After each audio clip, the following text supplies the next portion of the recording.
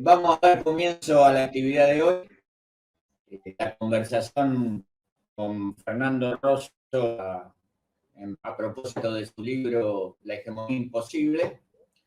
Esta actividad participamos, organizamos el Centro de Estudios en Desarrollo Económico y Social de la Benemérita Universidad Autónoma de Puebla, el Centro de Pensamiento Crítico Pedro Paz de la Universidad Nacional de San Luis y la Fundación de Investigaciones Sociales y Políticas de Buenos Aires. El propósito es que tengamos una actividad máximo de 2 horas, después vamos a detallar mínimamente qué consta. La iniciativa de hacer esta actividad la tomamos en su momento en FISIP, justamente a propósito de la lectura en cierto sentido compartida de este libro, La hegemonía imposible, que nos llamó la atención y superó nuestras expectativas previas por tratarse de un libro que su autor es periodista de profesión o de ocupación cotidiana, pero transita carriles diferentes a los de los libros periodísticos que suelen estar dedicados al perfil de un personaje o digamos, a la dilucidación de procesos de corrupción o otros fenómenos más o menos oscuros. Este libro marca un intento sucinto pero eficaz de reflexión sobre las últimas 2 décadas de la historia y de la política argentina y toma como referencia de su reflexión nociones teóricas de importancia, empezando obviamente por la hegemonía de raigambre gramsciana del título, pero incorporando un bagaje incluso más amplio y complejo, y además entroncado con clásicos del pensamiento politológico, sociológico argentino como Juan Carlos Portantero, y allí anda el tema del empate, que hoy estamos en una sociedad muy distinta a aquella a la que lo aplicó Portantero, pero Fernando también rescata esa noción de empate para hoy. Y otro tema que resulta de muy estricta actualidad es cuando Fernando pone en juego la contradicción o no tan contraposición entre un neoliberalismo duro y un estatalismo blando, y señala que este estatalismo blando no tiene a su favor ni una situación excepcional como la que tuvo el kirchnerismo inicial, y aparte cuenta con un Estado muy disminuido en sus capacidades.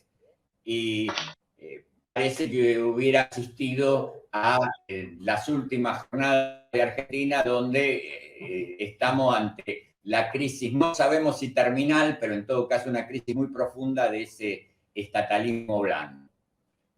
Así que bueno, este tipo de acercamientos que produce el libro de Fernando nos impulsó a conversar con él y a abrirlo a un colectivo más amplio que el nuestro de FISIP, y tuvimos el apoyo de tanto las compañías de Puebla como las de San Luis para realizar esta actividad. Lo que vamos a hacer hoy es, primero, un comentario desde la lectura atenta del libro y la exposición del propio autor. La que nos va a ayudar comentando el libro, transmitiendo su lectura, es Alicia Naveda, profesora que se desempeña como profesora investigadora de la Universidad Nacional de San Juan, que allí dicta asignaturas de sociología política y de políticas públicas. Dirige también el doctorado en ciencias sociales de la Universidad Nacional de San Juan y ha venido trabajando en el estudio del extractivismo, sobre todo en la minería, no técnico, sino en términos sociales, por supuesto, y ahora está trabajando en economías alternativas, con propuestas económicas alternativas al extractivismo. Así que, Alicia, te doy la palabra, sin más trámite, para que nos transmitas tus impresiones y reflexiones a propósito del libro. Te escuchamos. Bueno, muchísimas gracias, Daniel. Muchas gracias a quienes han organizado esta charla por haberme invitado. Siempre es muy grato encontrarme con compañeras, compañeros, compañeres, y más cuando se trata de dialogar sobre un texto tan provocador como el texto de Fernando. Felicitaciones, Fernando. Me parece una obra más que interesante, y realmente convoca a la reflexión, al debate, en una actualidad plena de la realidad argentina. A mí me llamó mucho la atención la idea de la hegemonía imposible, ¿no? Porque un título semejante me resultó bien provocador. Entonces, yo quisiera decir que desde un lugar lo abordé con alegría y con entusiasmo, porque me interpeló de qué se trata esto de una hegemonía imposible. Valoro mucho, como señalaba recién Daniel, que desde una formación periodística se haga un trabajo tan serio y con una documentación histórica muy importante, de manera que, bueno, lo primero que hace Fernando en el libro es situarnos y aclarar las categorías conceptuales teóricas desde donde va a referir a los últimos 20 años de la historia argentina.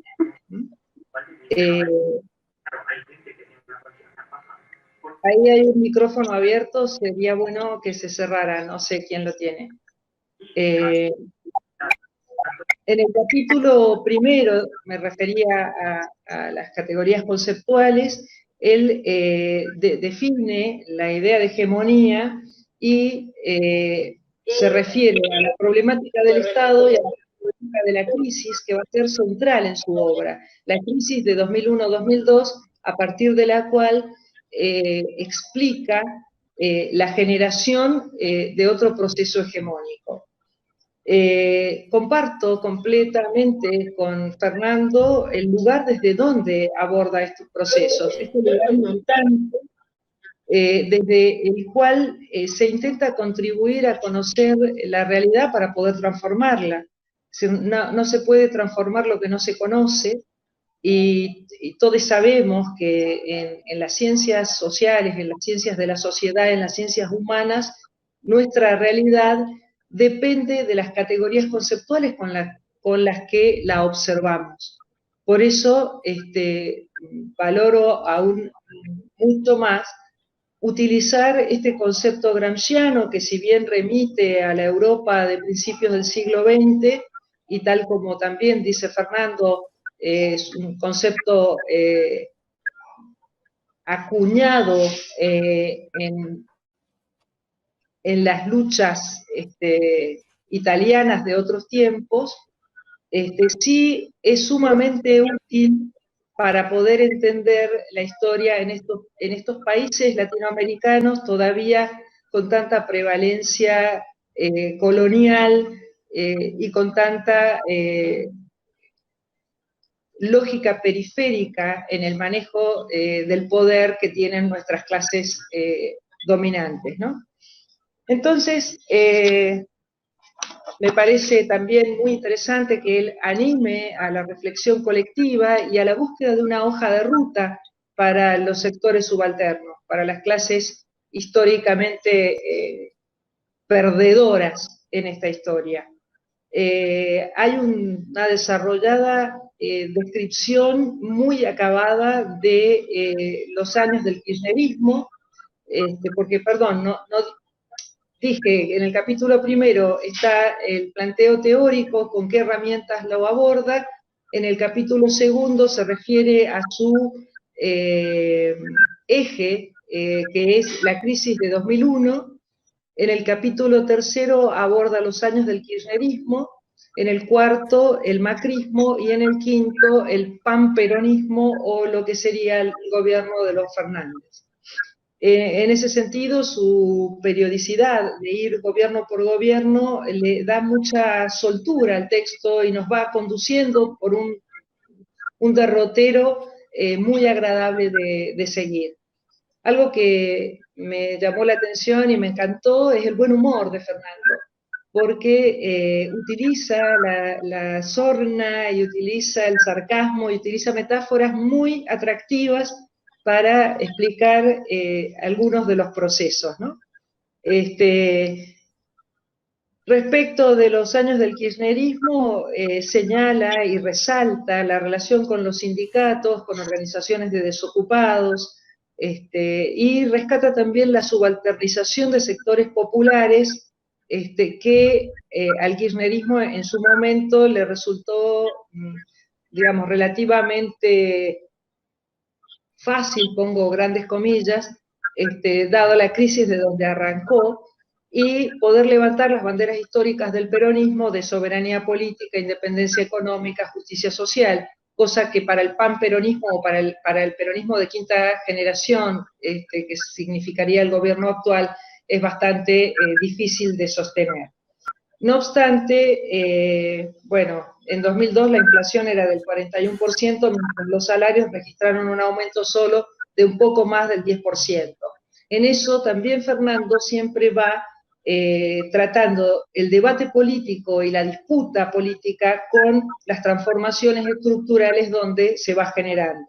Y ahí es donde a mí me encantaría que él pudiera enseguida explicar un poco más, porque a mí me parece que no hay tal hegemonía imposible. O sea, creo que realmente hay una clara hegemonía de los sectores poderosos que evidentemente han podido y pueden dirigir la sociedad y definir las políticas que les siguen siendo beneficiosas y favorables. Señala una cantidad de información que estaría sosteniendo esto que yo digo, que hay una clara hegemonía, hay una clara prevalencia del neoliberalismo, más allá de que en lo discursivo se plantee el kirchnerismo como post-neoliberal, ¿no? Y ahí me gustó también porque él aclara que lo llama post-neoliberal primero porque vino después del neoliberalismo, segundo porque lo negó parcialmente y tercero porque se asentó sobre sus pilares centrales. La idea central o eje del libro de Fernando dice que en la Argentina hubieron dos momentos claramente hegemónicos y señala al menemismo y al kirchnerismo. Y en esa dirección, esos momentos fueron posibles, sobre todo porque ambos vienen luego de dos grandes crisis. La crisis del año 89 de la hiperinflación del gobierno de Alfonsín y la crisis matricial de 2001-2002. Y allí Fernando dice que se trataría de una crisis orgánica. También me gustaría poder discutir un poquito esta idea, porque me parece que la crisis fue muy profunda, pero fue una crisis del bloque de poder y no una crisis orgánica. De hecho, las clases dominantes se reacomodaron de alguna manera y en un plazo relativamente corto, de tal manera que a 22 años, a 21 años de esos tiempos, un personaje como Massa tiene hoy puede desempeñar un papel dirigente de relevancia en la política nacional, ¿no? Allí también Fernando apela a las metáforas y hace una alusión a un diálogo entre Kissinger y el presidente chino en la década del 70, y también eso me trajo a la memoria la idea de Atilio Borón, del libro de Tras el búho de Minerva, ¿no? de cómo realmente el conocimiento, la sabiduría siempre viene a la noche, una vez que ya el día pasó. Entonces, pensar que podemos analizar los sucesos históricos recientes con mucha claridad es una tarea difícil y compleja, pero que valientemente Fernando aborda en su libro.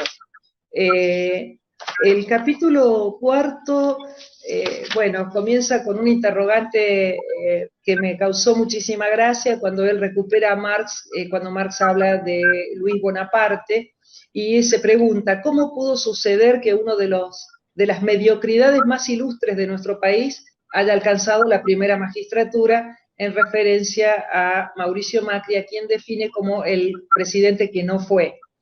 Y allí también apela a otro maestro de la política de la modernidad como Maquiavelo, que dice el mal se hace todo junto y el bien se administra de a poco, cuando en realidad Macri no pudo administrar el bien. También me pareció muy interesante cuando él habla de las tres etapas del neoliberalismo: el neoliberalismo en sus inicios, el punitivo como la fase final, y el normativo como una fase intermedia. Y él dice que Macri intentó un neoliberalismo normativo en época o en periodo de un neoliberalismo punitivo. Me pareció también bien, bien interesante para resaltar la idea de modelar las subjetividades para tratar de abandonar identidades colectivas, este cinismo que también él llama ciertas aristas post-hegemónicas. Me parece que la idea de hegemonía, que está vinculada a este equilibrio inestable y que sobre todo se cierra mucho con la dirigencia concreta, es decir, con el ejercicio real y efectivo del poder. Cuando las decisiones que se toman benefician a determinados sectores y perjudican a otros, también creo, no hay ningún empate. Hay claros vencedores, hay claros ganadores y hay claros perdedores. En todo caso, podríamos pensar en la hegemonía imposible o en el empate entre fuerzas que disputan el terreno o el ámbito del ejercicio del poder en el aparato estatal, solamente pensándolo desde el campo de lo político, separándolo de la estructura real, material y concreta. Porque en la estructura real, esta gente viene ganando ampliamente, viene ganando de manera exorbitante. En la pandemia, que también tiene un buen lugar en el libro de Fernando, la pandemia fueron, y él señala con toda claridad, que fue desaprovechada como periodo extraordinario que posibilitaba la toma de decisiones en favor de otra gente y no de los mismos de siempre. De hecho, la propia CEPAL señala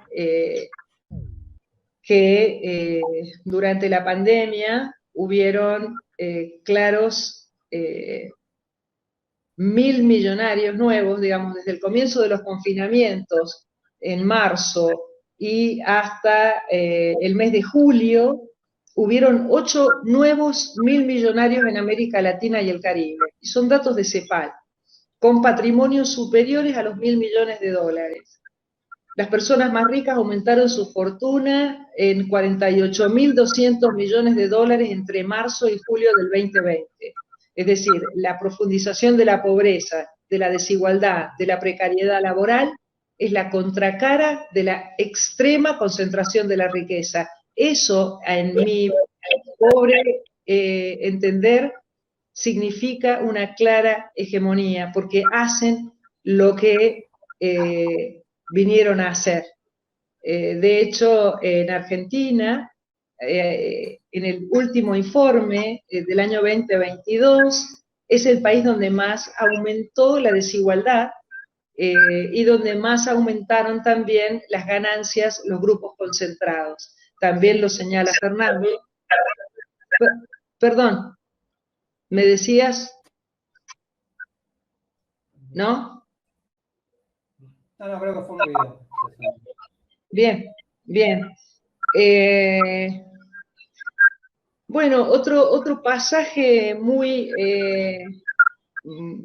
interesante es cuando en Sorna él pone, cuando le preguntan a Thatcher cuál fue uno de los mejores o mayores logros de su gobierno, y ella dice, bueno, Tony Blair en realidad, y el laborismo, porque obligamos a nuestros oponentes a cambiar de ideas. Creo que el neoliberalismo sigue siendo una forma de pensar, una forma de vivir, una forma de producir con plena hegemonía, y creo que no ha logrado el neodesarrollismo que inicia con la crisis de 2001-2002 y que tiene este quinquenio tan interesante entre 2003 y 2008 de crecimiento económico para toda América Latina, para Argentina en particular, pero un crecimiento bien vinculado a las relaciones internacionales y a la demanda china que luego decayó y que por supuesto hoy es otro el escenario internacional. En ese sentido, también Fernando nos ayuda a ver un poco con la idea de la pequeña política y la macropolítica.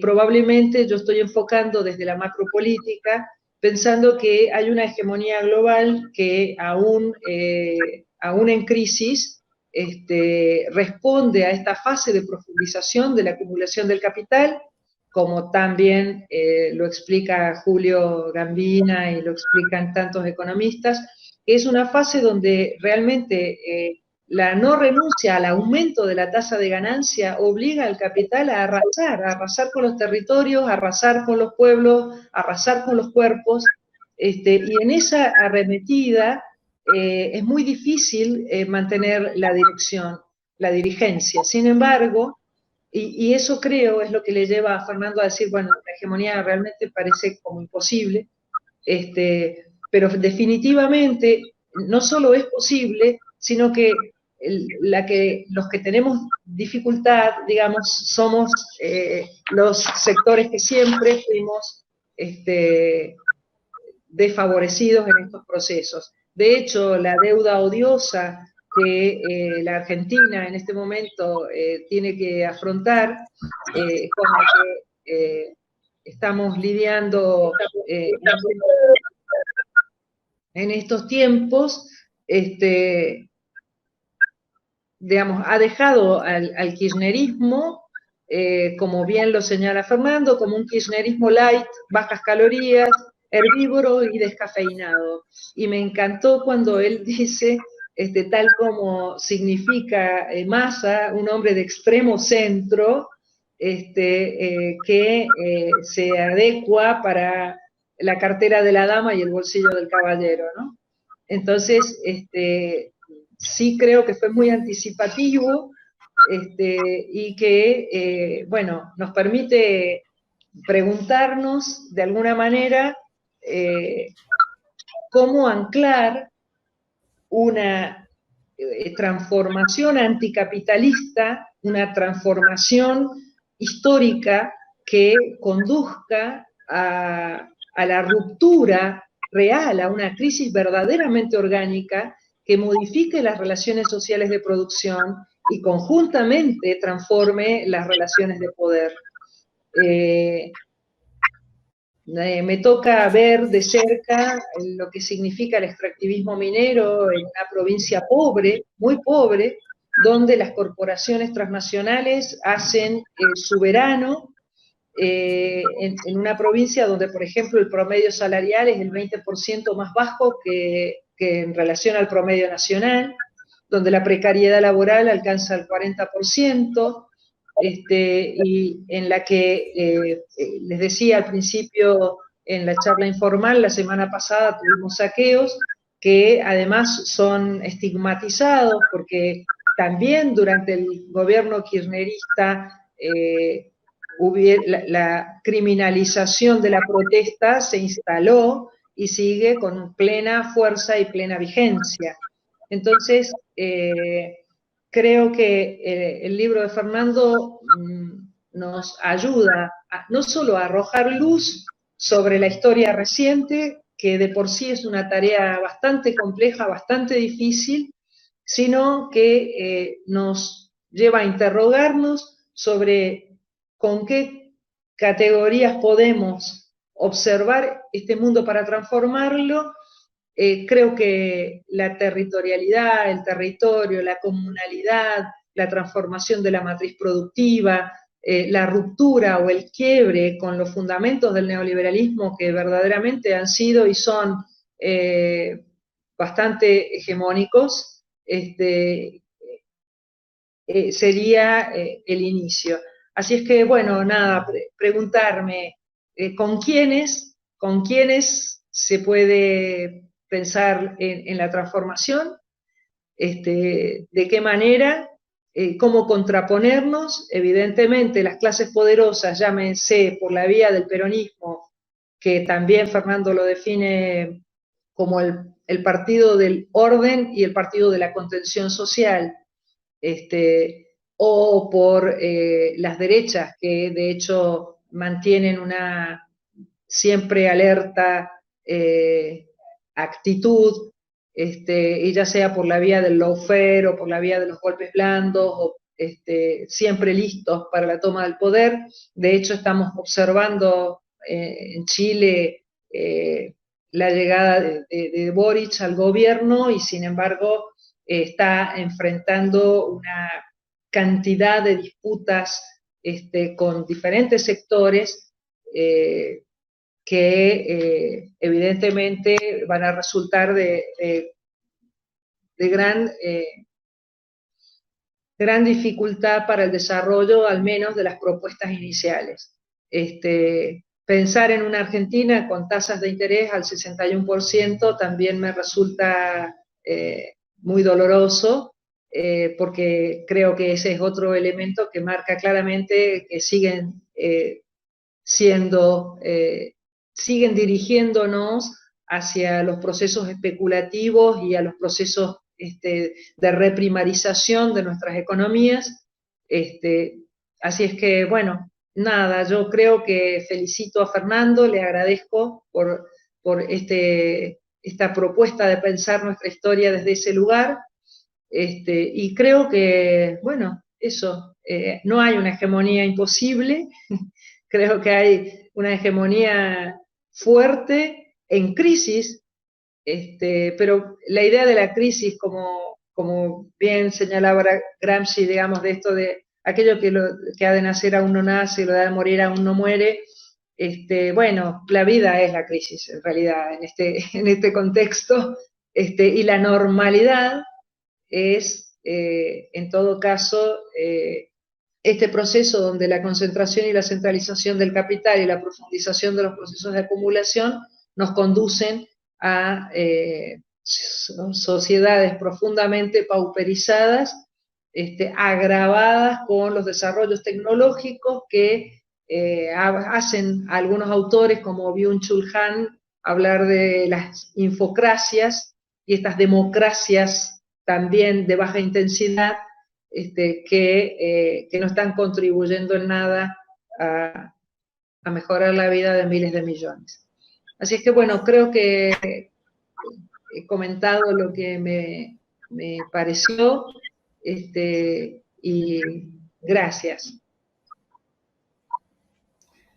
Bien, muchas gracias Alicia por tu lectura y tu comentario. Vamos ahora a darle la palabra a Fernando Rosso.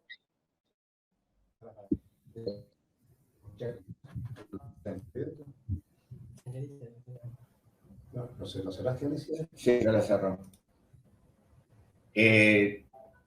Decía que le vamos a dar ahora la palabra al autor, a Fernando Rosso, que es periodista y militante del PTS, del Partido de los Trabajadores por el Socialismo, es fundador de La Izquierda Diario, el diario por internet que ha tenido y tiene tanta resonancia no ya en el ámbito de la izquierda, sino en el ámbito social en general de nuestro país y del exterior. Y y colabora con frecuencia en el diario AR, en Tiempo Argentino, en el Diplo, entre otras publicaciones. Así que bueno, le damos la palabra a Fernando y seguimos con...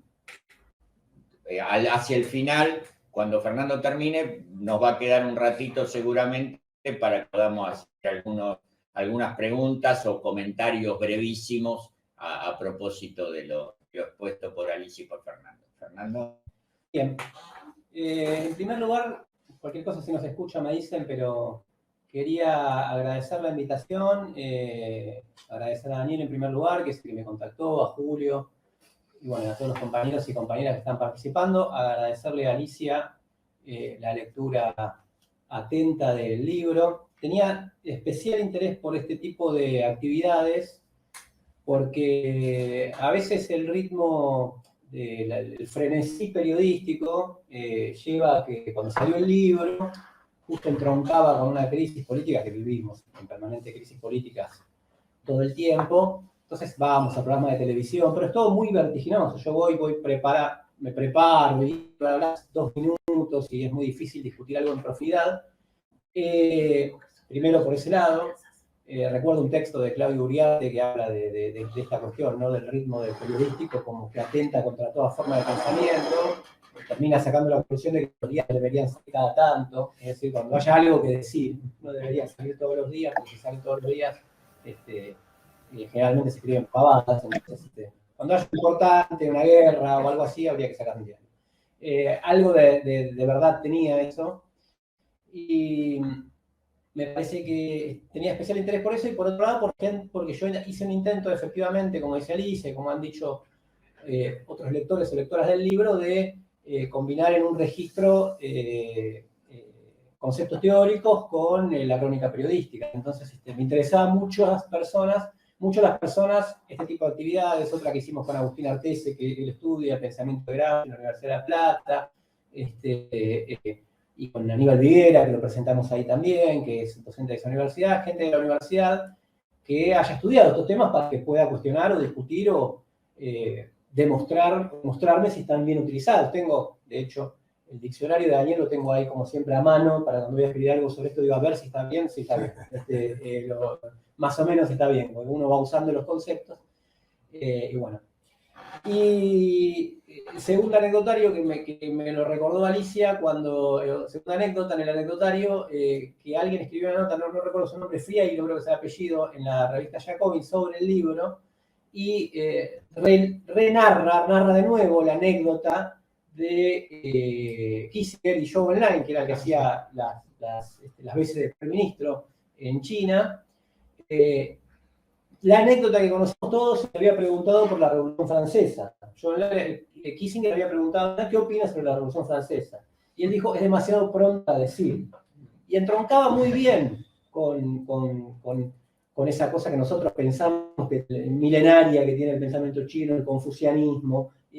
Pero sin embargo, otro llegó con un error de traducción, que en realidad le había preguntado por el Mayo francés. Había pasado 2 años antes. Entonces la respuesta fue, y mirá, es demasiado pronto porque pasó hace 2 años. Pero el error era tan bueno que al final nosotros terminamos contando la anécdota como que él había dicho que la Revolución Francesa en 1789 en realidad era demasiado pronto para decir. Así que hay veces que los errores funcionan, y entonces lo dejamos así. Sobre el libro, era un poco el intento que terminó saliendo, que quizás le encontré la explicación de hacer un poco un libro, un híbrido, una palabra que no es anfibio, digamos, ¿no? Que trate de tomar conceptos teóricos, inclusive aprendidos en las universidades. El itinerario de la militancia, los vaivenes de la militancia me llevaron a no hacer una carrera universitaria, pero he recibido una formación en las aulas de la vieja Marcelo T. Alvear, con gente con muchos profesores que me han quedado y he valorado mucho con el tiempo, y después dedicado al oficio periodístico y, bueno, fusionando un poco esos dos registros para una intervención específica, ¿no? No es un libro teórico en el sentido de agarrar los conceptos y retrabajarlos como los que hace Juan Dalmaso, por ejemplo, amigo y compañero nuestro, que ha trabajado el marxismo de Gramsci, que ha trabajado la fusión del pensamiento entre Trotsky y Gramsci. sino que es más teórico-político, y que buscaba intervenir en una discusión pública que en general yo la veía como muy superficial, ¿no? O sea, discutíamos la grieta, las explicaciones políticas por la política misma, las crisis políticas por los enojos personales, o los itinerarios de cada personaje de acuerdo solo a su historia y no a la estructura y a las circunstancias en las cuales le toca intervenir, ¿no? Entonces me parece que si buscaba reponer algunos fundamentos, y él lo marcaba Alicia en este sentido, económicos, el rol de la economía en las determinaciones de la política. En otros tiempos, seguramente ustedes lo sabrán mejor que yo, se discutía, bueno, a Gramsci para no ser economicistas y para no ser tan feministas en el sentido estalinista del término, ¿no? Entonces, en el sentido del diálogo, hay que incorporar a Gramsci porque la política tiene cierta autonomía, tiene cierta... Pero sin embargo, es como que en el último tiempo se independizó demasiado el análisis político de las estructuras económicas. No digo en el mainstream, ¿no? En el promedio. Entonces quería reponer un poco eso. Las relaciones de fuerza nacionales e internacionales entre las clases, relaciones de clase, es decir, las cuestiones estructurales, y una cuestión que a mí me pareció también muy importante, que es la potencialidad explicativa de la lucha de clases, ¿no? de la lucha de clases. Es decir, los acontecimientos sociales que hacen época. En este caso, por eso tomo el 2001. Con sus potencialidades y con sus límites, ¿no? Pero por eso acto del 2001 como que abrió una época, para decirlo de alguna manera, ¿no? Que entiendo que la época que hoy todavía se intenta cerrar. Que inclusive la experiencia del propio gobierno de Macri no pudo cerrar. Y en eso después voy a polemizar un poquito con lo que planteaba Alicia, en el sentido de a qué nivel estamos hablando de una hegemonía imposible. Porque la existencia de clases dominantes que ganen no es igual a hegemonía, a que sean hegemónicas, digamos, ¿no? Cuando Portantiero plantea para el periodo 1955-1976 que había una hegemonía imposible, un juego político imposible, planteado en términos de Guillermo Doler, no decía que no había sectores dominantes que ganaran, ¿no? Que no existían, sino que no podían sentar una hegemonía.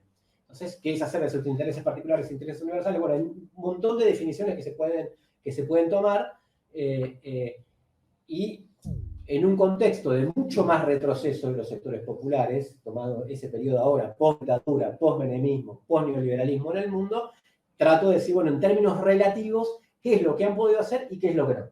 Ese es el contenido de lo que intento plantear. Particularmente a mí esta discusión surgió cuando, en los años del macrismo, inclusive surgió con una de las personas que después terminó siendo uno de los editores del libro, que es José Nathanson, que él planteó la idea también provocativa. La más provocativa fue la nueva derecha o derecha democrática, que fue como muy inoportuna, digamos, si yo lo pudiera aconsejar en algo, porque estaba justo el tema de Santiago Maldonado, estaba Patricia Bullrich a la cabeza de la fuerza de seguridad, y era como decir, hay una derecha democrática. Ahora, si uno iba a los fundamentos, y ustedes también lo deben saber, la cuestión de la derecha democrática se viene discutiendo desde hace un montón de tiempo, ¿no? O sea, desde la época de Riga Thatcher, es decir, derechas que tienen legitimidad de origen, es decir, que ascienden por el voto, y que no necesitan de dictaduras militares para llevar adelante su programa, su política. Me parece que era una discusión vieja, y en ese canon entraba la discusión del macrismo, ¿no? Pero la discusión que a mí más me interesaba era si había podido instaurar una nueva hegemonía. El macrismo, y que se puede traducir, por la parte, hay compañeros que están en otros lugares de Latinoamérica, a Latinoamérica. A Latinoamérica me da la impresión de como que constata un poco esta tesis también en el ir y venir de la imposibilidad de los gobiernos de derecha de asentarse y la imposibilidad de los progresismos de asentarse o de volver, como están volviendo ahora, bajo otra forma, bajo la forma del extremo centro, en ese sentido, ¿no?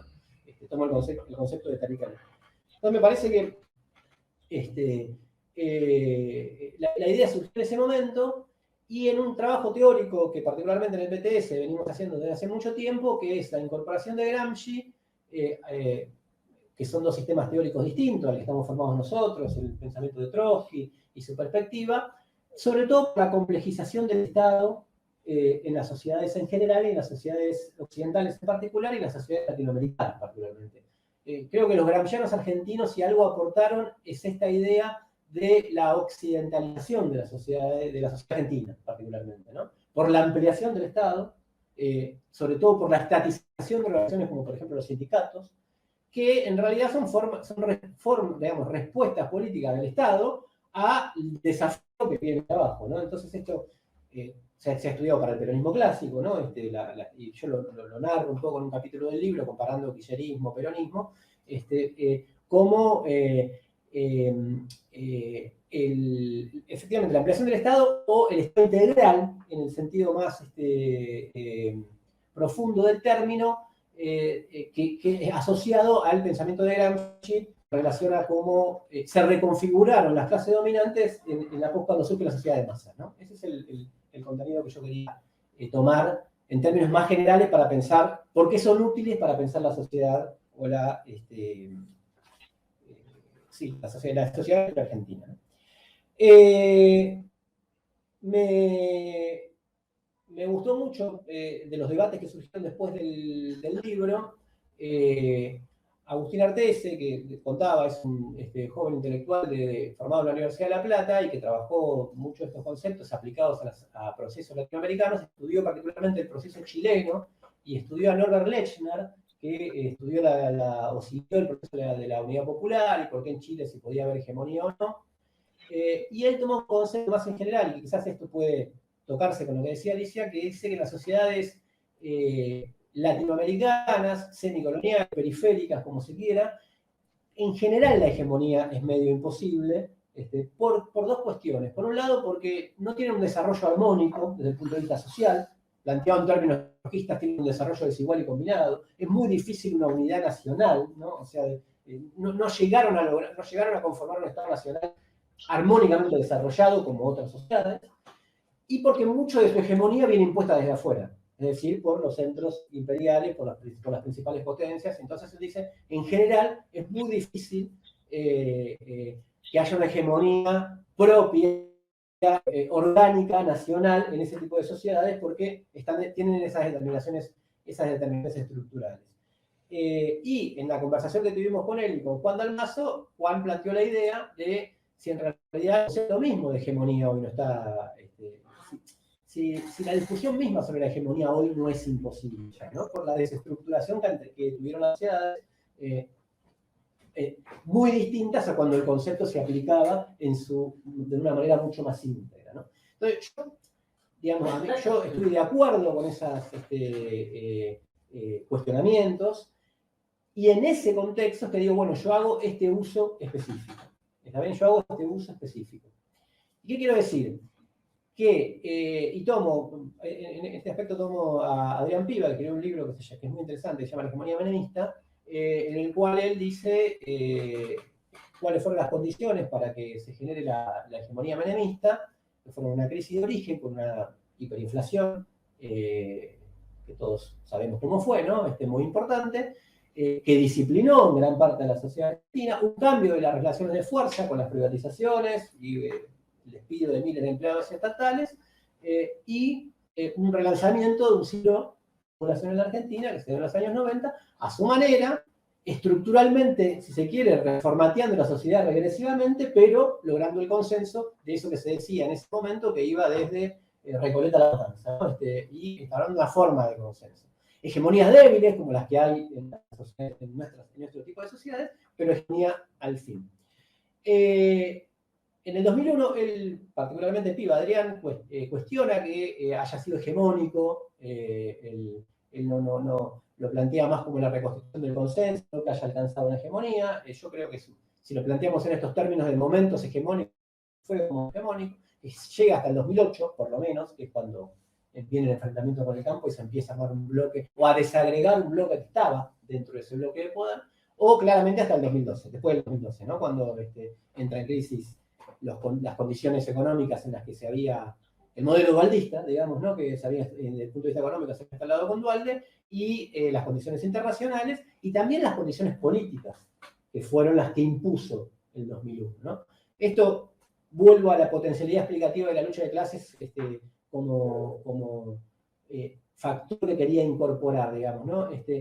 la sociedad argentina post-2001 no podía ser gobernada como antes, ¿no? Intentó ser gobernada en cierta medida como antes con Dualde, y Dualde se tuvo que ir del poder por los acontecimientos que todos conocemos. Entonces, hay una frase que creo que la pongo en el libro de Tulio Alperindongui, que dice que el Estado argentino pudo retener el monopolio de la violencia legítima, que es la definición de Estado, casas más, casas menos la podrían adherir desde Weber a Marx, a esa definición de Estado, pero a condición de no usarla. Es decir, si seguía utilizando la violencia legítima como la había usado tanto la Rúa como Duarte, muy probablemente hubiesen tenido que... Y yo encuentro ahí la base de la no represión a la protesta social, ¿no? Era una orientación política del gobierno y era una imposición de las circunstancias, porque si no podía tener un problema. Entonces yo digo, el 2001 marcó una relación de fuerza. Marcó una relación de fuerza inclusive para que los sectores, algunos sectores de las clases dominantes en la Argentina acepten cosas que hoy se discuten a muerte, como por ejemplo las retenciones. Las retenciones no las aplicó Kirchner, sino que las aplicó Dualde, y las aceptaron porque el país estaba como estaba. Y hoy algún ministro de segunda línea declara que quizás las retenciones pueden llegar a evaluar, y saltan todo el mundo y el gobierno tiene que retroceder. Bueno, en lo que se hizo especialista Alberto Fernández, ¿no? En retroceder cosas en las que no había avanzado. Digamos, ese es el contenido de la entonces sí, más o menos así, ¿no? Bueno, así está como está ahora, uno empatiza un poco, ¿no? De cómo le comparan el gobierno y está con Massa ahí, está como copándole el poder, digamos. Entonces, volviendo, creo que eso tiene que ver con lo que había sido el 2001 y con la paradoja, que es uno de los conceptos que a mí me interesa desarrollar más, porque me interesa particularmente para discutir con los progresismos, en general, para llamarlo así, con los procesos nacionales populares, lo que quieran de Latinoamérica, que es esta idea de la pacificación, ¿no? Y yo tomo ahí una idea de Alejandro Córdoba, que hizo los peronismos,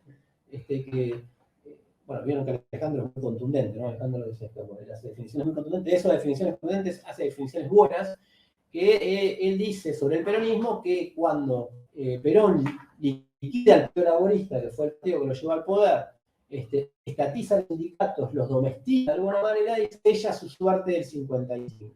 Cuando hace eso, al pasivizar a los sectores populares, ya estaba cantado lo que iba a pasar en el 55.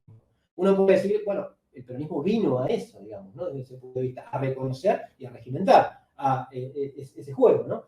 Y yo digo lo mismo, trato de traducirlo a los años kirchneristas.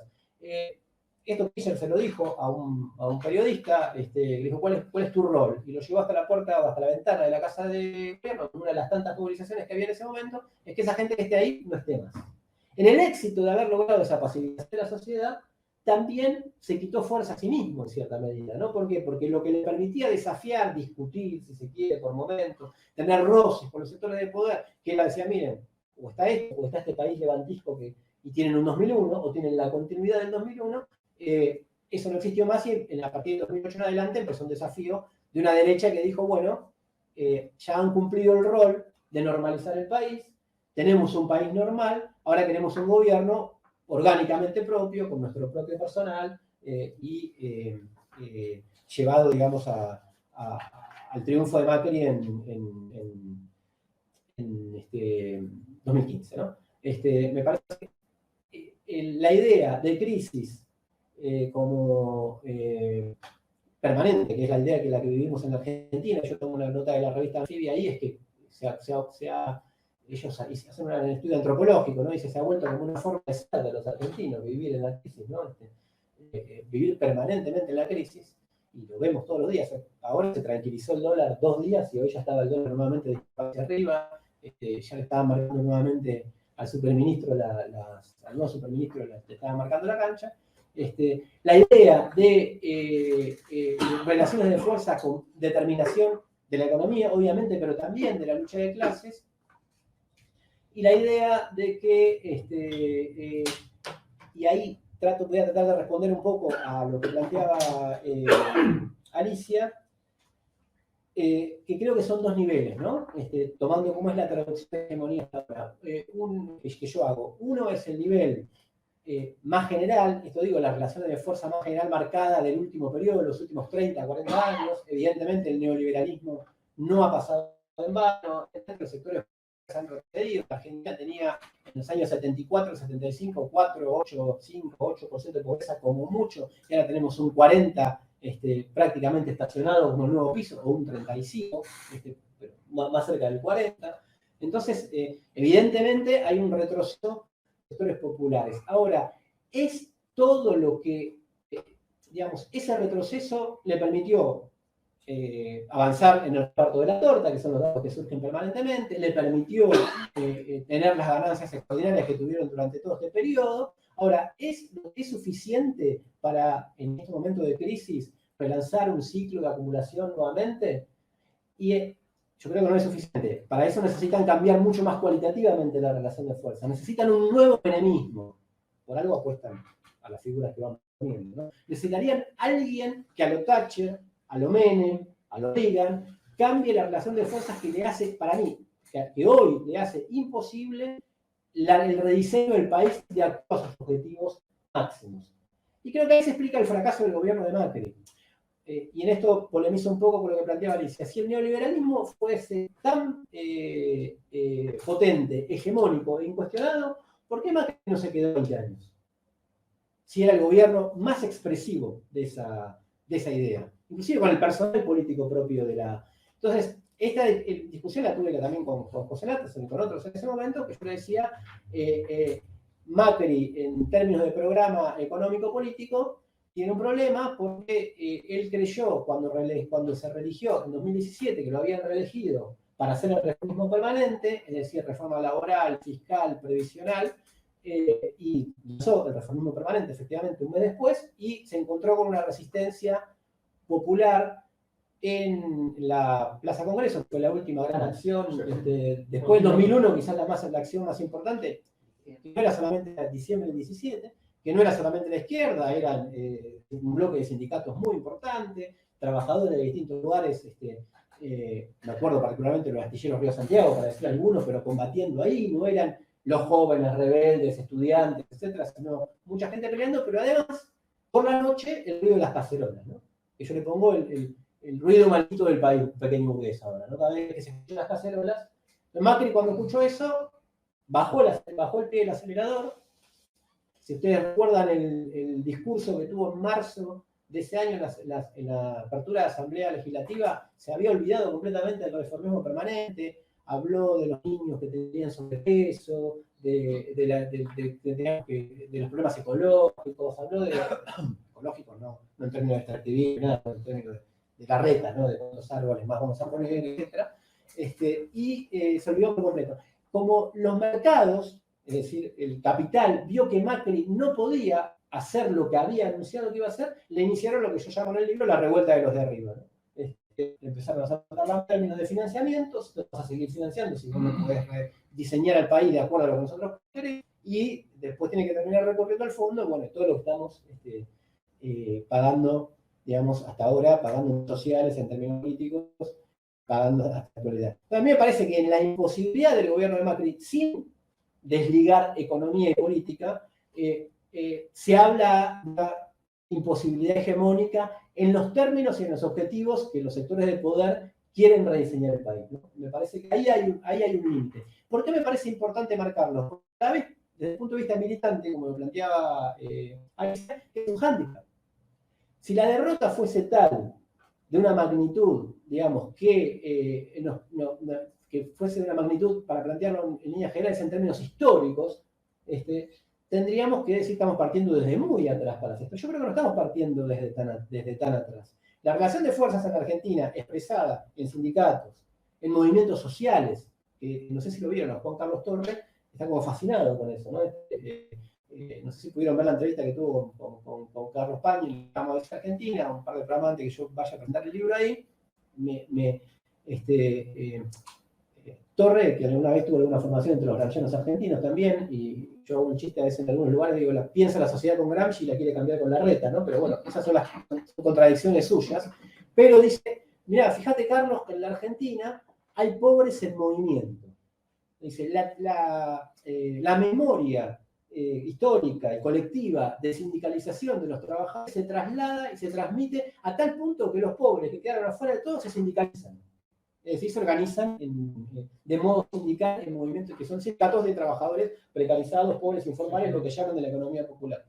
Bueno, yo creo que ahí hay un hándicap que es que no pueden, es una imposibilidad de no avanzar mucho más contra ese entramado social que marca una relación de fuerzas en la Argentina, que es distinto, por ejemplo, a la sociedad chilena, aunque la sociedad chilena está en transformación, ¿no?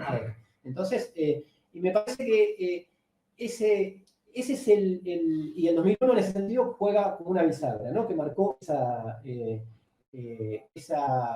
nueva relación de fuerzas que han desmontado mucho, pero que no han terminado de desmontar hasta el final. Esa es la idea que yo creo que la intentaron hacer de la mano del macrismo y ahora creo que intentan hacer de la mano del peronismo. Mientras nosotros estamos discutiendo, seguramente cuando estemos terminando, Massa va a estar anunciando su plan de guerra, su plan económico, y entre otras las cosas que va a decir es que quiere revisar todo lo que pasa con los movimientos sociales, como ya lo ha preanunciado Cristina en este giro que fue de Cristina Kirchner, en este giro que fue a la pejotización forzosa. Acción por izquierda. Lo vimos en Chile, en uno de los países más neoliberales del continente. Lo vimos en Colombia, impensable, igual que impensable un triunfo de alguien que no sea el uribismo en Colombia. Y lo vemos en esta situación en la Argentina, que parece pasiva, es pasiva, en realidad, es pasiva inclusive para sus términos históricos, ¿no? Para sus parámetros históricos, una sociedad caracterizada en general por ser tendenciosa, por la movilización de su sociedad civil, sus sindicatos, es más importante, pero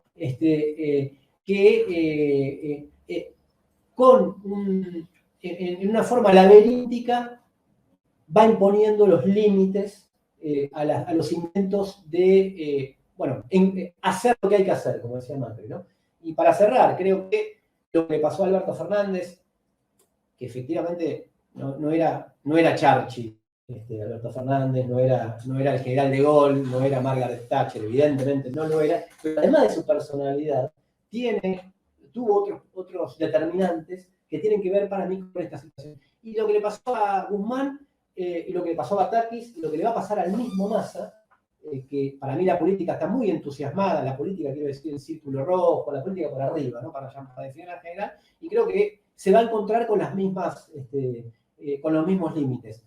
Esto puede ser eterno, entonces nos conformamos que en realidad no pueden lograr los objetivos que quisieran, porque en general encuentran un bloque social de resistencia más o menos activo o pasivo. No, pero creo que es un hándicap para pensar en no darle por batallas ganadas, digamos, batallas que todavía tienen por delante. Esa era la idea de la intervención del libro, ¿no? Porque, y sobre todo en el pensamiento progresista lo veía muchas veces en el periodismo, ¿no? Dice, no, está todo tan mal, estamos tan mal que si aceptamos esto, por lo menos está bien, vamos. Ese es el núcleo que yo quería discutir, tratando de poner, sin ser, como decíamos en los años 90, en la militancia universitaria, un boludo alegre, entonces siempre vamos a ir adelante, pero tratando de tomar nota de los avances, de tomar nota de los problemas, de tomar nota de las contradicciones nuestras, pero también las de ellos. Y que no tienen el camino allanado para su hegemonía, ¿no? Bueno, gracias. Solamente gracias a Alicia por hablar. Bien. Muchas gracias, Fernando. No me pasé mucho, ¿no? No, está muy bárbaro. Nos queda ahora un rato como para hacer preguntas o comentarios, eso sí, muy, muy breves. Así que abrimos a las intervenciones del público, tanto presencial como virtual.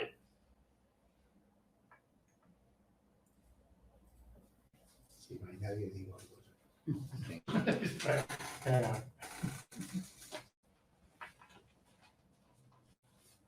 Julio, ¿querés? Sí. Dale. Bueno, en primer lugar agradecer. Enrique, dale. No, después en el chat hay algunas cosas. Como nosotros no las vemos, ¿podés leerla, Enrique, por favor? Bueno, es un comentario mío, una pregunta. Felicitaciones, Fernando. Es un texto que habilita a reflexionar desde diferentes espacios que buscan alternativa al capitalismo para pensar cómo enfrentar el poder hegemónico. Te pediría un párrafo acerca del lugar que ocupó en este proceso que describe la cuestión comunicacional, educativa, cultural. Gracias. ¿Algún otro comentario? Solo el tuyo. No veo otro, Julio. Bueno, no, te pido porque si ves alguno, por favor, pasalo, porque nosotros estamos lejos de la pantalla. Perfecto. Y no nos damos cuenta si aparece algo. Listo. Bueno, yo, muy breve también, agradecimiento enorme a Fernando y a Alicia. La verdad que es un debate, primero lo que quiero decir es que es un diálogo muy útil. Coincido con vos, Fernando, cuando empezaste a comentar, hacen falta estos debates. No importa cuánto coincidimos, lo que importa es que generar un debate sobre estos temas. A nosotros, incluso como FICIP, desarrollamos este formato, que intentamos que haya distintos colectivos en distintas ciudades e incluso en otros territorios de la Argentina, porque aunque este es un tema argentino, sí tiene que ver con un debate que hay en América Latina y el Caribe. No es solo una problemática argentina, tiene especificidad argentina, pero la cuestión de la hegemonía y del capitalismo, incluso en los términos que lo pone Alicia, del neoliberalismo queda claro. Vos hablaste de Reagan Thatcher, no mencionaste a Trump. Y claramente Trump rompe un estilo hegemónico de 4 décadas en el capitalismo global. Por eso me parece que este es un tiempo muy importante para estos debates. Como colectivo intelectual que somos en la FICIP, nos preocupa el debate político, teórico, para la revolución hoy. Por eso empato con tu cierre.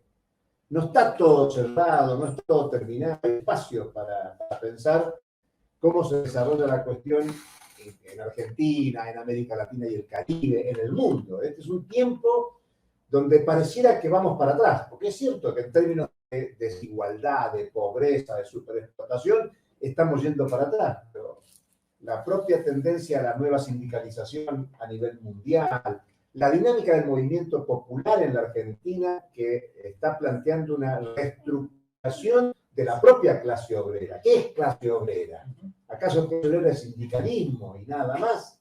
¿O son todas estas formas que a veces mal se alude a la economía popular? Te tiro 2 cositas muy breves por el tiempo para que vos las pienses, porque Alicia planteó el tema de la hegemonía en términos de capitalismo. Claro, habiendo capitalismo, el capital es hegemónico, está claro. Y Alicia sugirió una dimensión de la política, de la economía, en términos de las autonomías relativas. Yo estoy ensayando una tesis en términos de lucha de clases en la Argentina, de que acá hubo una hegemonía en 1880 y otra hegemonía en 1990. O sea, son 2 momentos claros de hegemonía y que destruyeron esa hegemonía, obstaculizaron esa hegemonía, limitaron a la clase obrera del siglo XIX y comienzo del siglo XX, que lleva a que se quiera restaurar la hegemonía con golpes de Estado. Pero la hegemonía del 90, incluso hay un libro que escribimos con Daniel, que son Los años de Menem, donde tratamos de explicar el nuevo capitalismo en la Argentina, esa nueva hegemonía del 90 es obstruida, obstaculizada por el 2001. ¿Y qué vamos en ese momento ahora? Donde el capitalismo está buscando un nuevo momento hegemónico. Y como hipótesis para la polémica o para ensayar debates, no. La pregunta que yo me hago es si el tiempo de Massa, el Massa Time, no es un intento de construir hegemonía y que va más allá de macrismo y kirchnerismo. Por esto que vos decías de las expectativas que generan el poder y la relativa desmovilización que genera del progresismo. Progresistas que vos podés escuchar personajes muy, muy conocidos en el periodismo que, bueno, hay que apostar a esto porque si no vuelve el macrismo con Larreta, con Bullrich, con quien sea, el próximo año. Entonces, bueno, ahí hay todos temas para pensar provocativamente la realidad. Así que, la verdad, felicitaciones por esto. Yo me alegro de que hayamos quedado en esta instancia de debate, que tendrá que seguir, porque hay muchas puntas abiertas y la izquierda necesita discutir estos temas para pensar una estrategia efectiva, especialmente en la Argentina. Yo quería hacer una acotación también sobre esta discusión de si hay hegemonía o no hay hegemonía, que tan posible o imposible es. A mí me parece que si necesitamos el rol de la clase dominante en Argentina, desde la perspectiva de algunos de los esbozos de definición, porque en realidad Gramsci da una serie de esbozos de definición en torno a la noción de hegemonía en sus trabajos. Si pensamos en términos de la supremacía intelectual y moral que puede tener la clase dominante, no tiene ese alcance de supremacía, ni intelectual, mucho menos moral. No es una clase reconocida como sector dirigente legítimo del conjunto de la sociedad. Lo mismo que hacía alusión Fernando, un componente de hegemonía es que los intereses de la clase dominante pasen por los intereses del conjunto de la sociedad. Y un colofón, un acompañamiento de esto, es que haya un flujo, un sendero abierto desde las clases subalternas a las clases dominantes. O sea que lo que en la sociología más vulgar se llama el ascenso social. Eso está quebradizo en Argentina por largas décadas y es un componente estructural que va en contra de la configuración de una verdadera hegemonía. Las condiciones muy distintas a las que había hasta los años 60-70, donde había crisis política variada, pero había un cierto conformismo basado en la carrera abierta al talento que se supone que existía en Argentina. Le quisiera preguntar a Fernando si coincide aproximadamente o le parece atinado esta reflexión sobre los límites que tiene la capacidad hegemónica de la clase dominante en Argentina. La capacidad de volverse dirección además de dominio, ¿no? Vos. Sí, chiquitito. Fuerte. Sí, chiquitito. Bueno, muchas gracias, Alicia, Fernando. Ya dijeron todo lo interesante que fue, así que me voy a ahorrar toda esa parte. Pero por lo que suscitó Alicia en relación al hegemonía, si no, si es imposible, si no es imposible, a mí me suscitaba una cosa la lectura de tu libro. Si podríamos hablar de hegemonía al interior de la clase dominante. Es decir, no solamente la hegemonía en los términos que habló recién Daniel, de clase dominante, a la clase subalterna, sino que de ahí yo saqué, bueno, podemos hablar de que cuando vos decís lo que dice uno no lo aprueba el otro, más o menos decís hacia el principio, lo que dice el otro no lo aprueba el uno, es una clara, más que grieta. Yo digo, saquemos la palabra grieta nosotros, y no es allí una hegemonía, o un empate hegemónico, o una hegemonía imposible entre un sector y el otro, de la clase dominante, me refiero. ¿Podríamos hablar a ese nivel? Bien. Porque, bueno, me estoy agarrando lo que decía Daniel, sí, que Gramsci no es tan así claro cada vez que habla de hegemonía, ¿no? Está hablando siempre de lo mismo, ¿no? claro. Entonces, porque yo creo que sería interesante para nosotros ese análisis también. Bien. ¿Y alguien más? Quizá en el terreno más de la política, estoy hablando, ¿no? Para acá, Manuel. No, yo no. Yo creo que hegemonía imposible quizá no es el último nombre que lo digo sobre el tema. Ojalá que no. No, pues sobre el tema de la hegemonía y ya tardado más largo tiempo. El tiempo largo de la historia argentina. Claro. Yo creo que es un fenómeno que se repite.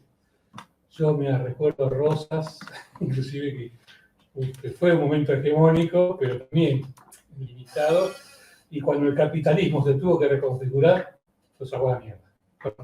Claro. ¿No? Es decir, porque parece que el tema el tema de la naturaleza del poder de las clases dominantes.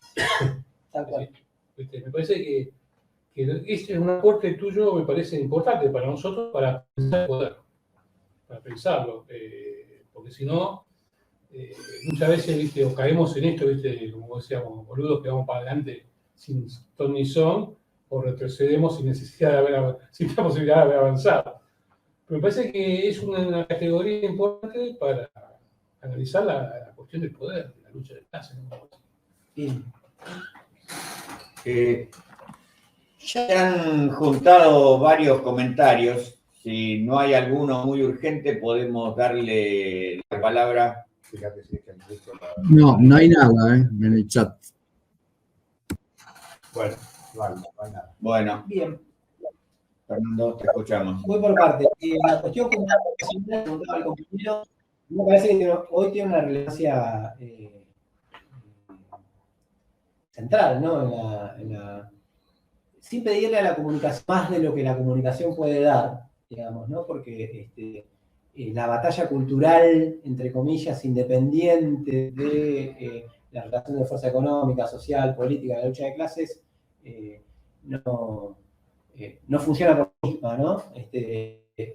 En esto vale lo que decía el general Perón, con todos los dedos a favor y gané con todos los dedos en contra, digamos, ¿no? Entonces, aunque la cuestión está sobredimensionada hoy, creo que igual tiene un peso específico mucho más importante que antes, aunque también más relativo, ¿no? Ustedes recordarán que en los años 90 o en el propio 2001, una tapa de Clarín era una cosa y hoy es otra, una tapa de Clarín.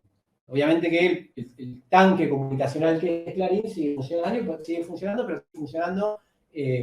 por otros medios, ¿no? Entonces, yo me acuerdo que le hice la entrevista a Julio Blanc, donde dijo que era editor de Clarín, donde dijo el periodismo de guerra, que hicieron periodismo de guerra, y en ese momento la tapa tenía un peso muy importante. Si Clarín hubiese puesto en tapa, asesinaron a 2 jóvenes en el corredor, muy probablemente al otro día esa marcha que fue masiva hubiese sido mucho más contundente. Jugó un rol político esencial Clarín en ese momento en escamotear la verdad, ¿no? La crisis causó una muerte. Yo digo la etapa fatídica, ¿no? Escamoteó la verdad y ayudó políticamente al gobierno, y esto lo explica muy bien Martín Sivak en su libro, en su 2 libros de estudios sobre Clarín, Clarín era Mañeto y el gran diario argentino, el anterior, en el que dice que Clarín se considera en un momento a sí mismo un pilar de la gobernabilidad. Clarín se consideraba tan importante que creía que lo que decía o dejaba de decir podía afectar a la gobernabilidad. Creo que en ese momento era así, en cierta medida hoy también lo es. Un aparato que incluye a Clarín, La Nación, pero mucho más diversificado. Pero quiero decir, para no darle más importancia, que en ese momento era muy importante y ahora lo es en su justa medida y orgullosamente, ¿no? O sea, no creo que no creo en la sobredimensión de la cuestión comunicacional para ponerle un límite. Pero me importa, y por eso inclusive nosotros de la izquierda, la idea de la izquierda diario fue un poco eso, ¿no? No quedarse en los periódicos que nosotros repartíamos o discutíamos con 4 o 5 mil personas o lo que sea, sino tratar de salir a competir en una liga distinta y no me gusta esta palabra, pero hacer contrahegemonía o dar una pelea en los distintos años, ¿no? Entonces, ¿Cuánto le ganó? Y hoy tiene 2 millones de visitas mensuales, más o menos. 2 millones. Mensuales, sí. Mensuales. Y bien, te digo eso sobre la cuestión comunicacional. Sobre la que planteaba Julio me parece muy interesante. No lo podría. De hecho, una de las cosas que pensé, dije, me encantaría pensar con esta lógica. Con esta lógica todo el tiempo para atrás. O sea, ya lo tenés, lo estás haciendo vos y ya tenés vine acá y me arruinaste el segundo libro. Tendré que hacer alguna biografía de Como dice Daniel, los periodistas tenemos que dedicarnos a hacer biografías de, no sé, Moria Casana. No, me parece muy interesante pensarlo para atrás, por lo que decís de la clase obrera. En los debates que se dieron después del libro, me permitió pensarlo más hacia atrás y pensar y repensar. De hecho, hace poco leí nuevamente Hegemonía y Estrategia Socialista de Laclau y Muffe, que leído con otro prisma me pareció un libro muy interesante, o sea, teóricamente muy articulado, aunque no estoy de acuerdo, no quiero decir, pero muy articulado, pensando que después vino Jorge Alemán, por ejemplo, ¿no? Entonces, uno siempre compara, ¿no?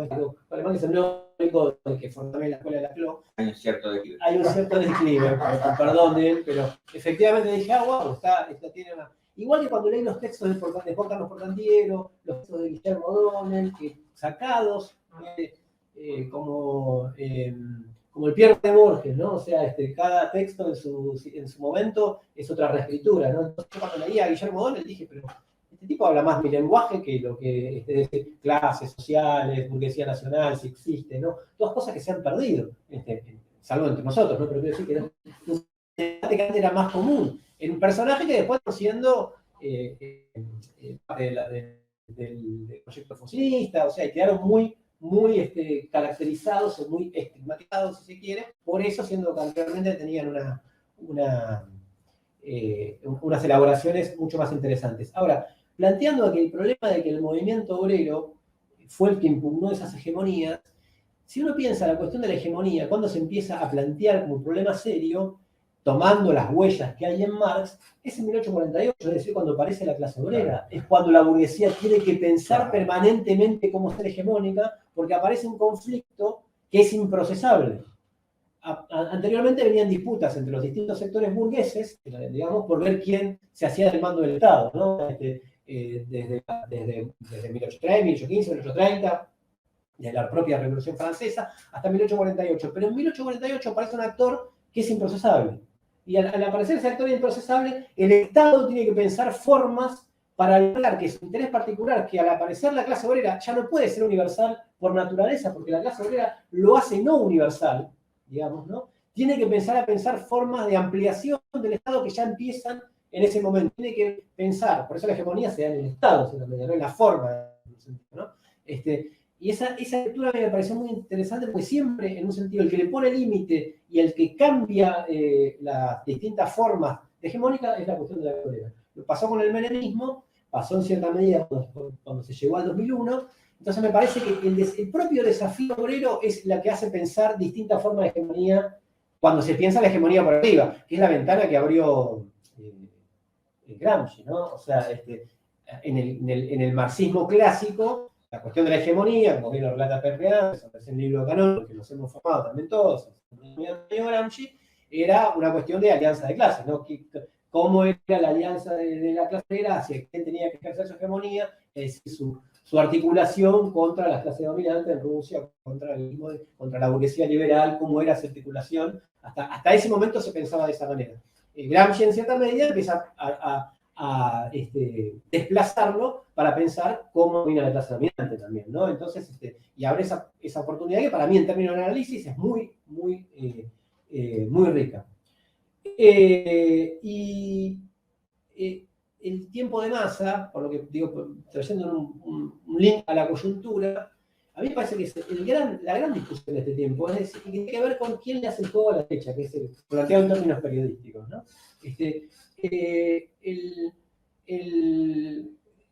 Marcar las cosas excesivamente desfavorables, que hemos perdido todo, dicen, por lo menos esto, para que no venga lo otro, es la tranquilidad, no, y es no ver, para mí, una figura que yo uso mucho, que muchas veces el mal menor es el camino más rápido hacia el mal mayor. Entonces, si ahora viene Massa, como antes quiso venir a Fernández, a decir lo que debe estar diciendo en estos momentos, que tiene que reducir el déficit fiscal, que tiene que revisar los planes sociales, se embronca a la sociedad, y eso puede ser por izquierda, por derecha, puede ser Miguel también, o sea, ¿no? Pero digo que o viene llamado para la reta, porque si vas a hacer esto, que lo haga el que lo sabe hacer, el que orgánicamente está preparado para eso. No. Te creemos mucho más a vos, o a un Larreta o a un Macri, que a un Massa, ¿no? Desde ese punto de vista. Saco el link y vuelvo sobre lo que planteaba la compañera. En el análisis de Portantiero están las dos cuestiones. Es decir, cuál era la división de clases por arriba, y en este sentido hablaba de una burguesía nacional y un capital monopolista, digamos, ¿no? Un sector no monopolista y un sector monopolista. En la burguesía nacional estaba la burguesía agraria, que no tiene nada que ver con lo que es hoy, bueno, Julio es urbanista mucho mejor que yo. Claro, y la burguesía hoy está...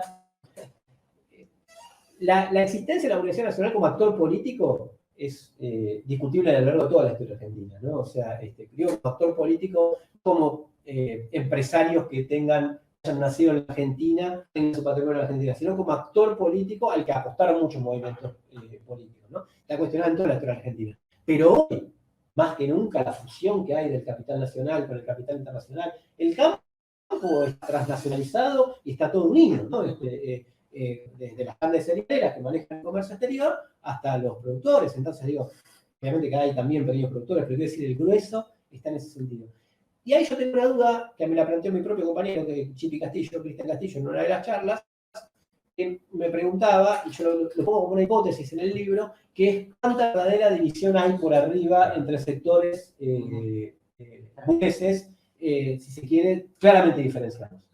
O si en realidad son dos propuestas para administrar los negocios de un sector de la clase dominante que es más o menos homogéneo. Yo tiendo a pensar que es mucho más homogénea que era cuando había devaluadores y organizadores.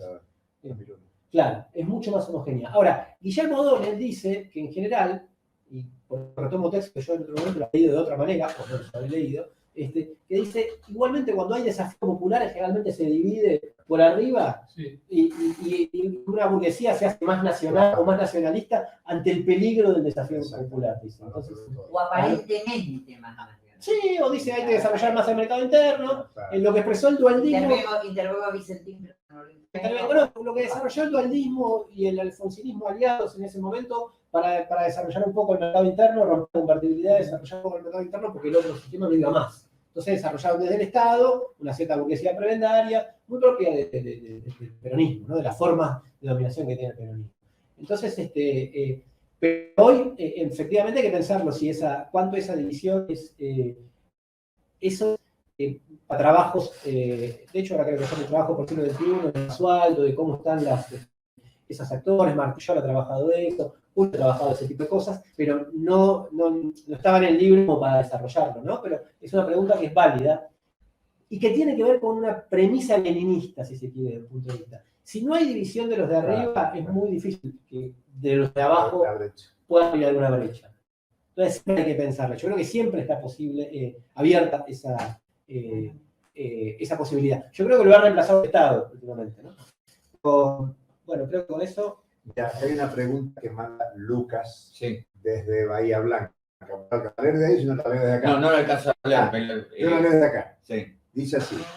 En el libro se definen las movilizaciones de diciembre del 17 como jornadas con ribetes revueltistas, sí, que marcaron el inicio del fin del macrismo.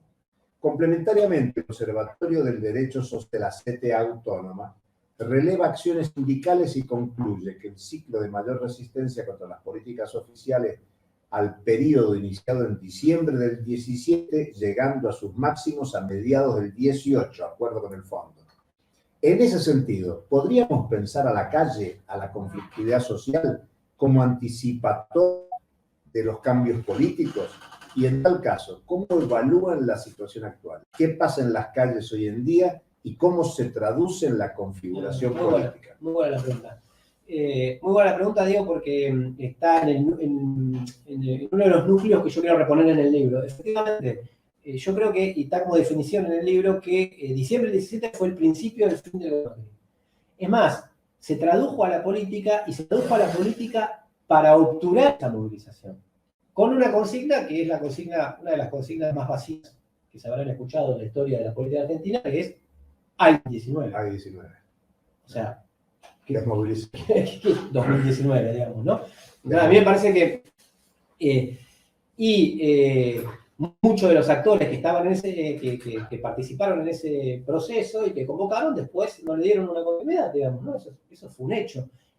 Y lo más perfecto de esto, en un sentido profundo, es que Macri toma el préstamo con el Fondo Monetario Internacional después de eso.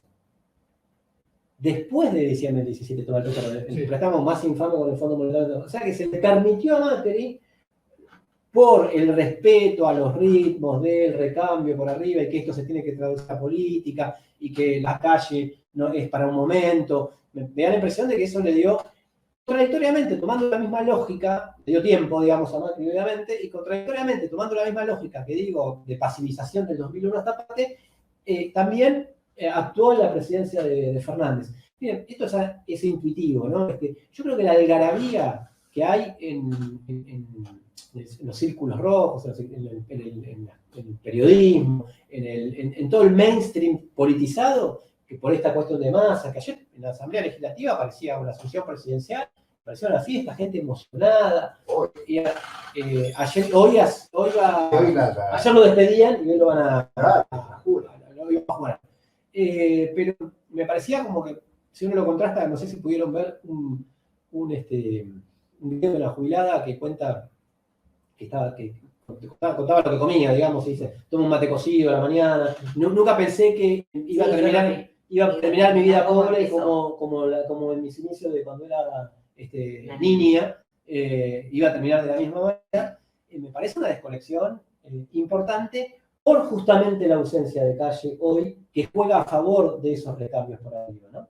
Entonces, hay movilizaciones masivas de docentes en Mendoza, en San Juan, en La Rioja. Ojo, que bajo el menemismo también empezó en los bordes. Tuvimos acciones muy contundentes.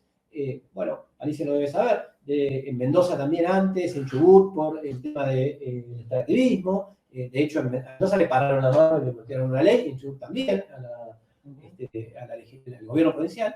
Pero, obviamente, no en el lugar central, ¿no? En eso hay mucha más contención y que tienen que ver también con las formas que desarrolló el Estado, aunque sean precarias, para contener, aunque sea en la última trinchera de contención social, ¿no? Que es que no haya hambre en el sentido que había en el 2001, pero estamos al borde, porque la enfermedad es una cosa que afecta a mucha gente. Entonces, nada, creo que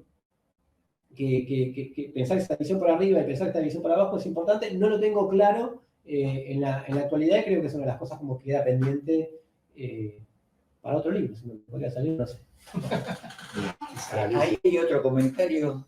No sé, sí, hay, Daniel, hay un saludo de Germán Sánchez Daza.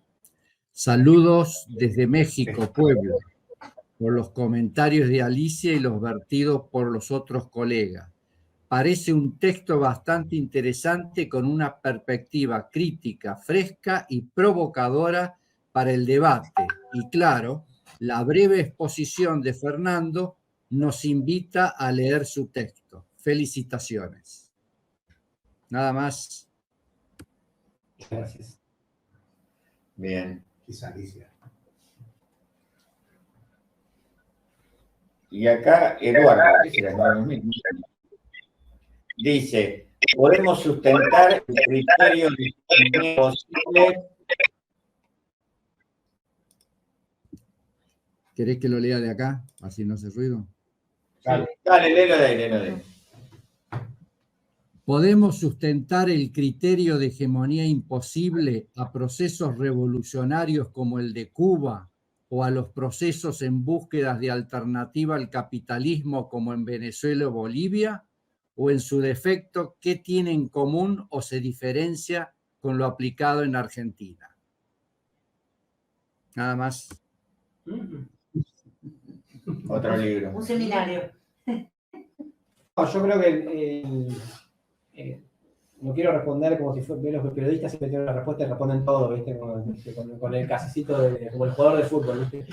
Pero intuitivamente respondo que si es el proceso revolucionario clásico de Cuba, que se piensa con otros términos conceptuales, ¿no? A poca parte fue un proceso específico de forma revolucionaria, entonces me parece. Yo tiendo a pensar, y esto lo ha cuestionado mucha gente que ha estudiado mucho el pensamiento de Gramsci, que es un pensamiento mucho más para defensiva que para cuando es ofensiva, ¿no? Para pensar la forma de reconstitución, creo que no es todo el pensamiento de Gramsci. Gramsci pensó mucho la ofensiva, ¿no? Pero me parece que su uso tiene mucho más que ver, y de hecho él piensa, y los cuadernos, cuando está preso, los 10 años, todo, cuando Europa retrocede la oleada que inicia la revolución, terminó con la revolución alemana, siguió con la revolución italiana, y empieza a decir, ¿qué pasó? ¿Cómo explicamos esto? en términos de la reconfiguración de los estados, de la situación del mundo, de la propia Unión Soviética también, que la pensaba desde ese punto de vista. Entonces me parece que cuando son revoluciones de ese tipo, son quizás se puede incorporar, pero hay que pensarlo con otra caja de herramientas conceptuales. Y sobre el otro, creo que hoy, la situación de hoy, si uno mira la situación de Bolivia, hoy con Arce, tiene mucho de Alberto Fernández con relación a Evo Morales.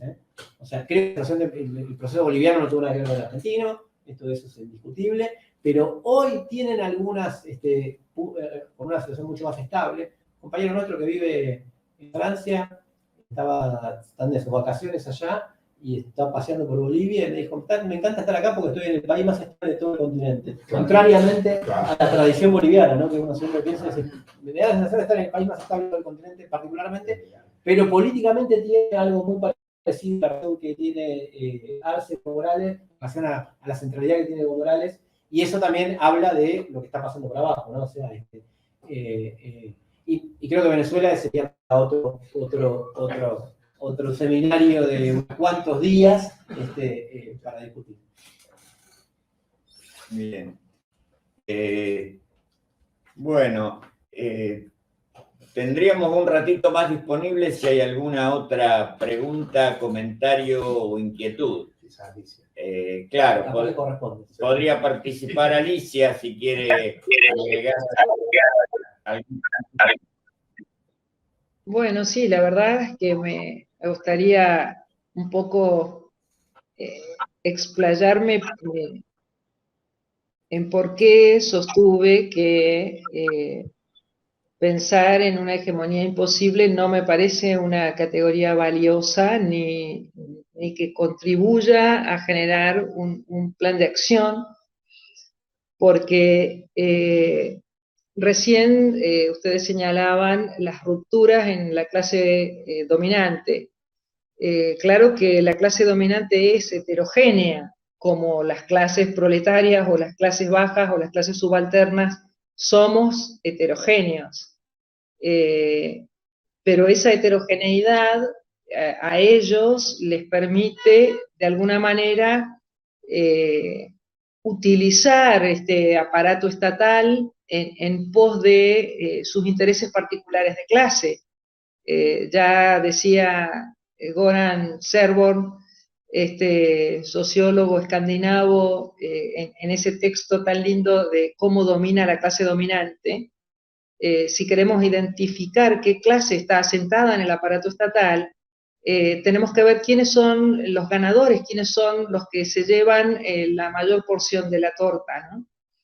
En ese sentido es que yo me refiero a la idea de que la dirigencia es posible, no solo es posible, es fáctica, es un hecho.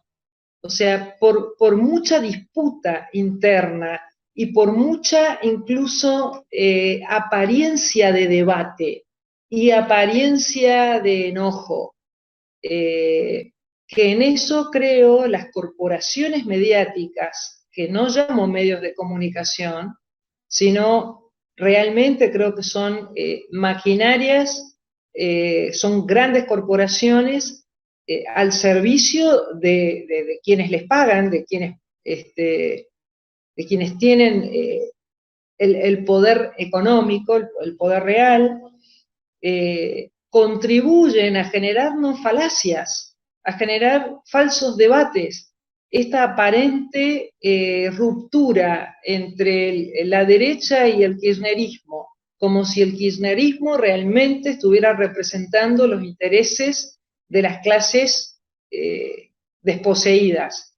Más allá de este dato que bien da Fernando en su texto del incremento de los subsidios y de los planes sociales que se da, que a 2015 creo que eran alrededor de 15 millones de personas que recibían una ayuda del Estado contra 6 millones y medio que lo hacían en 2003, que ya 2003 era un momento donde había una gran ayuda estatal, porque de hecho el plan Jefes y Jefas de Hogar que se implementa en el año 2001 implicó más de 1 millón de personas con esta ayuda para la supervivencia.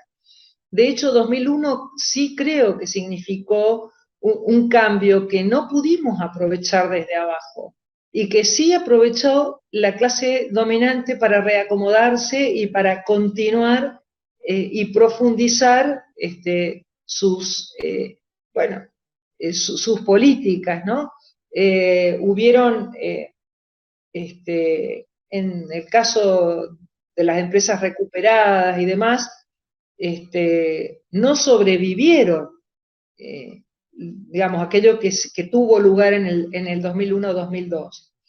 Y en el 2022, recién ustedes decían, bueno, hay mucha más turbulencia social y hay mucho más movimiento del que las corporaciones mediáticas dan cuenta. Claro que sí, en el caso de San Juan, las docentes se autoconvocaron y pasaron por encima del sindicato absolutamente y se mantuvieron en una lucha en la calle para que luego de 4 días, en una semana más 3 días de la semana siguiente, significó un incremento salarial extraordinario, el doble de lo que el gobierno les venía ofreciendo desde comienzos del año.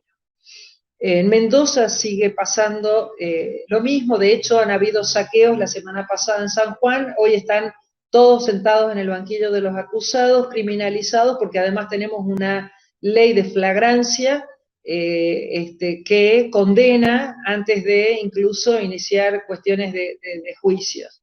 Entonces, sí creo y soy muy optimista en pensar que existen las posibilidades de transformación y que los movimientos populares y los movimientos ambientales y los movimientos de mujeres tenemos la chance y la posibilidad. De hecho, las mujeres son, con toda la heterogeneidad que tiene los feminismos, un ejemplo de lucha y de consistencia, ¿no? Y de permanencia para alcanzar estas... Ahora, tal vez no sea la palabra hegemonía la que mejor explique estos procesos. De todas maneras, la hegemonía es un equilibrio inestable. No necesariamente estamos hablando de un bloque hegemónico cultural, político, religioso, ideológico. Estamos hablando de disputas de sentido de dirección.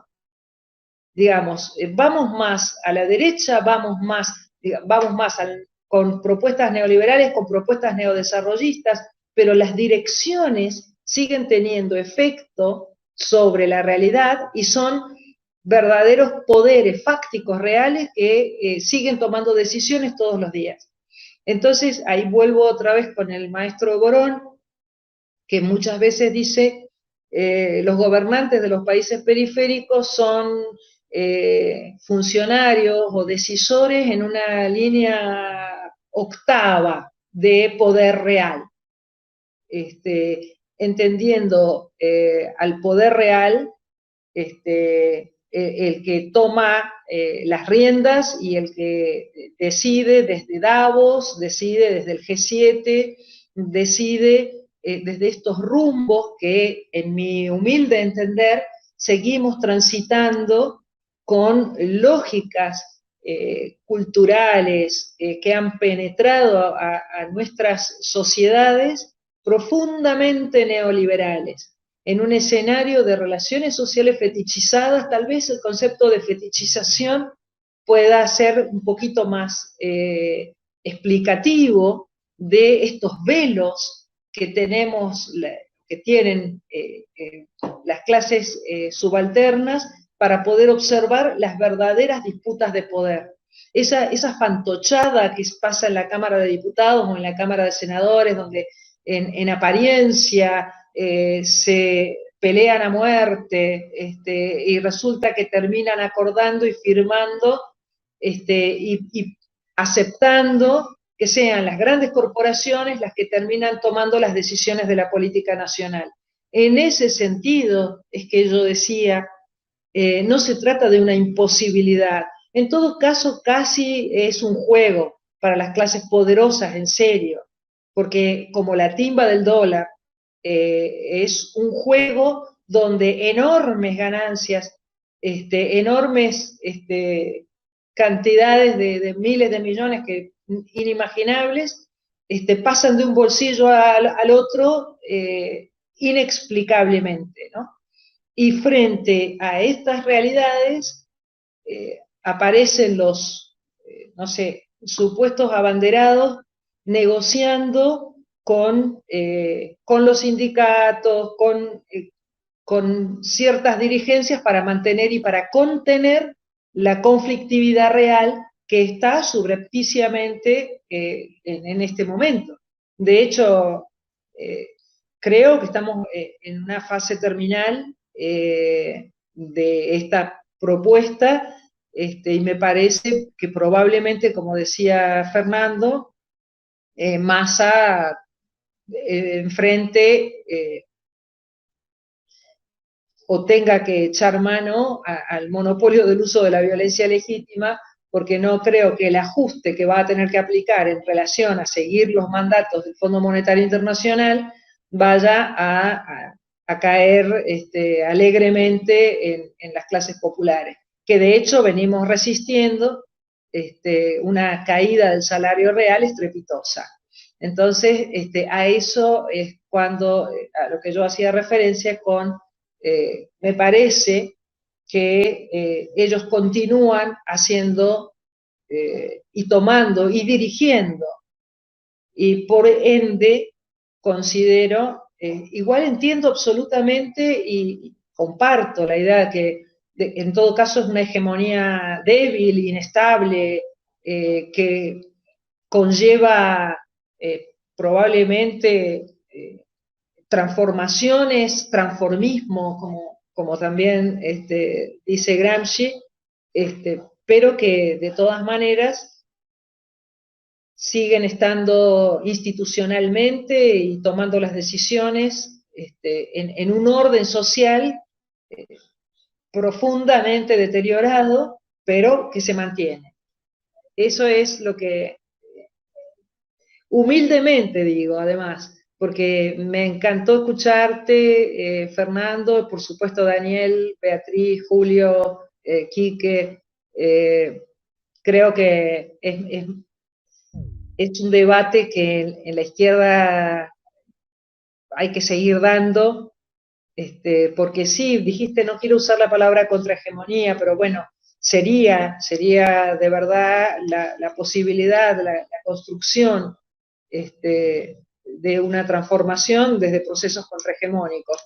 Y, no sé, creo que no se puede obviar al peronismo en este país, en esa construcción.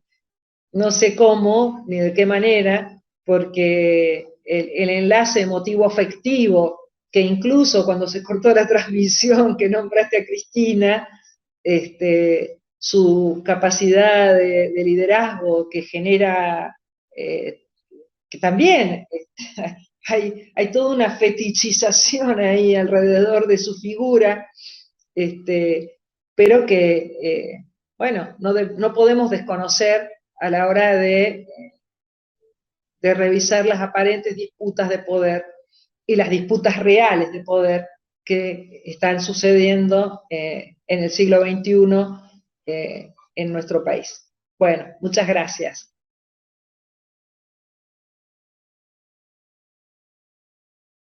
Y después le damos a Fernando si quiere. Una pregunta, porque vos dijiste que yo comparto eso de que los grupos económicos, el poder no están tan diferenciados. Hay una confluencia entre los organizadores, los devaluadores, el sector exportador. Pero lo que aparentemente aparece, vos estás viendo más el tema, es la diferencia en cuanto a la hegemonía en términos políticos, es decir, de qué hacer con estos millones de pobres que tenemos, qué hacer con los planeros, qué hacer, ¿no? Yo creo que el bloque de poder está discutiendo eso. Sí, sí. Me parece, no sé. Sí. No, yo creo que para tomar lo que planteaba Alicia nada más, yo creo que hay una cuestión que es dominio y hegemonía, ¿no? Que es las dos discusiones que habría que ver cuál es el punto, porque también es una apuesta, como decía, una apuesta hacer circular los conceptos para llegar a una discusión y no matarse, entre comillas, por el concepto, no enamorarse del concepto de uno mismo, ¿no?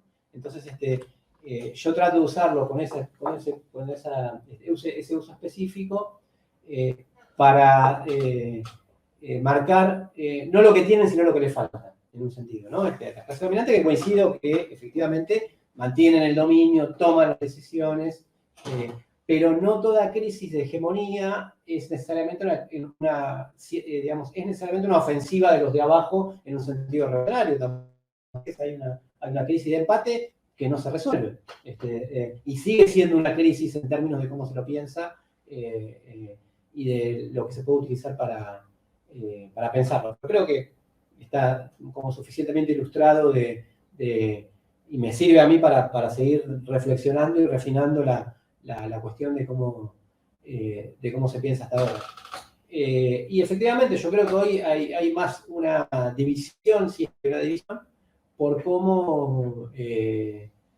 hace poco lo planteaba en un editorial del programa de radio que tenemos en Radio con Vos, que en las coaliciones tradicionales había un nuevo consenso, que era el consenso de cómo se hace el ajuste, digamos, ¿no? Dependemos del ajuste. En una época, digamos, los ciclos de la Argentina funcionaban con alguien que venía, o un bloque que venía y decía, yo tengo que hacer lo que hay que hacer, tengo que hacer un ajuste. Eran los saqueadores, que abiertamente eran los saqueadores y lo planteaban y elaboraban un plan de pillaje en este sentido. Y otros que sobre la base del piso de los saqueados decían, nosotros vamos a recomponer, vamos a reparar, y vamos a ir muy lentamente, claro, porque se rompió mucho, entonces vamos a ir lentamente recuperando. Hacían concesiones, siempre desde un piso mucho más abajo de lo que la crisis anterior había dejado la sociedad. Y otros números, ¿no? O sea, desocupación que pasó del 4 al 8, del 8 al 20, del 20 al 40, y siempre nos vamos quedando ahí. Ahora, el mandato del Frente de Todos ahora, de la reparación, no estuvo nunca. Hubo un pequeño aumento en el principio y algún sector de los jubilados. Bueno, la ley se votó la movilidad, siempre le votan la movilidad en contra. Cuando toca el aumento le cambia la ley a los jubilados.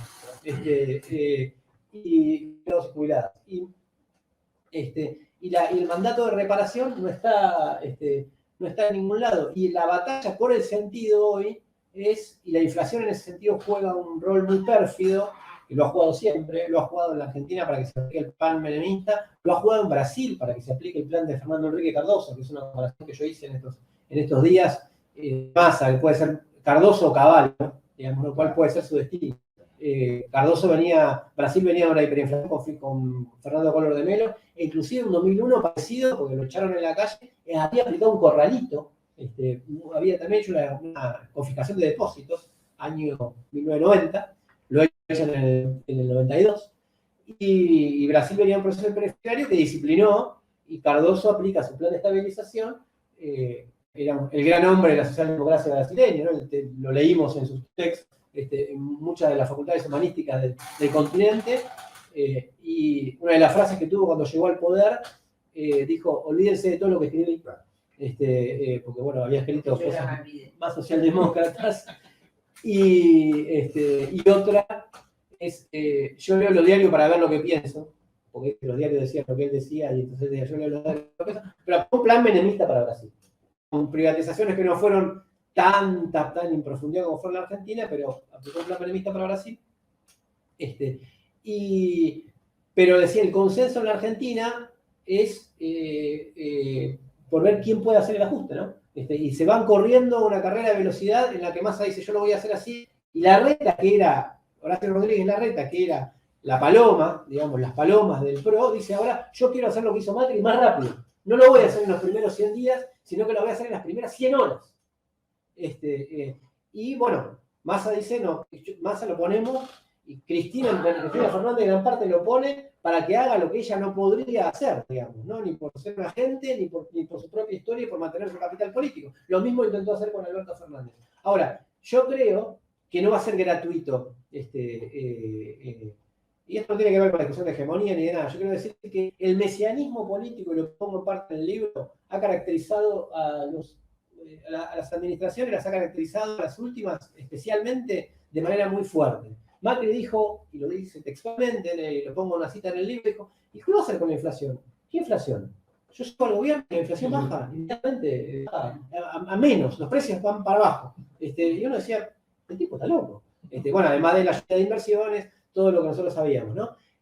Y el peronismo, el conjunto, la fracción del peronismo, durante el 2019, nosotros venimos y solucionamos la crisis, porque somos del orden. Somos el partido que sabe, tiene eficacia para resolver estas cuestiones. Llevamos 2 años de, si se quiere, medido así, del gobierno menos peronista de la historia, pero menos peronista solamente por los problemas populares, sino por lo que caracteriza históricamente el decisionismo, ya sea para lo que fueron las demandas del primer peronismo, como para ramal que para, ramal que cierra, el decisionismo que tuvo Menem, digamos, ¿no? Entonces, o lo que quieras, digamos, ¿no? Esas ambivalencias que tiene. Yo creo que, y me parece que no es un problema solo del peronismo, que tiene su historia, ¿no? O sea, tiene su crisis también, pero no puede ser un problema solo del peronismo, sino de la imposibilidad de cambiar una relación de fuerzas. Si es el contenido de la imposibilidad que yo marco de cambiar cualitativamente una relación de fuerzas que hoy, después de todo lo hecho, les impide relanzar un ciclo de acumulación. Pese a que siguen tomando las decisiones, pese a que siguen, no pueden cambiarlo en este sentido, y están buscando, y va rodando una ruleta de personal político que pasa de masa, que muy probablemente pueda pasar la reta el año que viene si no median grandes cuestiones en el medio, y van buscándole la vuelta que hasta ahora no se la encuentran, por suerte, ¿no? Y digo, solo tomemos eso como hándicap, después pensemos de abajo hacia arriba todo lo que podamos articular y discutir y apoyar y ver dónde están los ejes de resistencia, que no los definimos nosotros, sino que en la parte vienen de la realidad, ¿no? Entonces nos tocará actuar digamos, y pensar ya en otros términos de cómo es la resistencia en general y la lucha. Bien, bueno, nos habíamos propuesto extendernos hasta las 20. Son 25 minutos, así que creo que es el momento de ir cerrando. Agradecemos mucho la presencia a todas y todes. Hemos tenido a todas y todos, perdón. Hemos tenido una dinámica y una productividad en el trabajo de 2 horas que nos confirma en la decisión de seguir haciendo actividades de este tipo, incluso en esta particular modalidad presencial, virtual, simultánea. Por supuesto, le agradecemos muy en especial a Alicia sus comentarios y su trabajo sobre el libro, y a Fernando, que nos ha traído su aporte, y ha sido un poco esto el colofón de un trabajo colectivo, de nuestro trabajo colectivo sobre ese libro, que es un libro que ha marcado, me parece, o viene marcado un jalón en las publicaciones políticas de esta última etapa. Bien, muchísimas gracias a todas y todos, y nos volveremos a encontrar en el próximo encuentro de este tenor que hemos hecho. Gracias. Gracias a ustedes y felicitaciones.